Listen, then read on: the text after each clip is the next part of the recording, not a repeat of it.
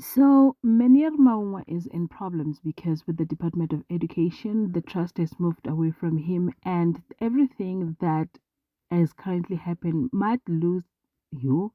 Everything that is currently happening now, it looks like he might lose his job because if the department does not have confidence in the head of the school, then that is a problem. Maybe he might step down, then the deputy steps in, or maybe he can be on a forced leave, or I don't know, demoted, or I don't know. But it looks like there's a bigger problem now. The problem is they don't know who is stirring all these things and they're trying to find out. And it looks like they're not coming to a conclusion until the girlfriend says now they are suspecting Guti, the enemy number one, Mrs. Deputy. Okay, Miss Deputy Principal could be the one that has a bigger hand in this, and she has more to gain than nothing to lose. Ladies and gentlemen, as you can already see, we are going to be reviewing Skim Sam Sanibonani avuxeni molweni minjhani hi pfukile hi nkon'wina so namuntlha ka nongonoko wa hina wa Skeem Saam hi kuma ku ri swilo swi tshamisekangi kahle looking at the fact that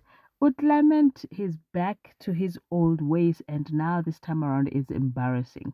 So Kwezikazi gave him his job back and then now they're discussing on how he was so drunk, poop drunk and he couldn't even control himself and how um he possibly have went back to his old ways and Kwezikazi said no probably he's just had too much and he was on leave and it was his cousin's wedding so he had all the leverage to be happy and maybe overdrink. That does not mean that he is back to his old way, but unfortunately the truth is he is actually back into his old ways now. What you gonna do about it?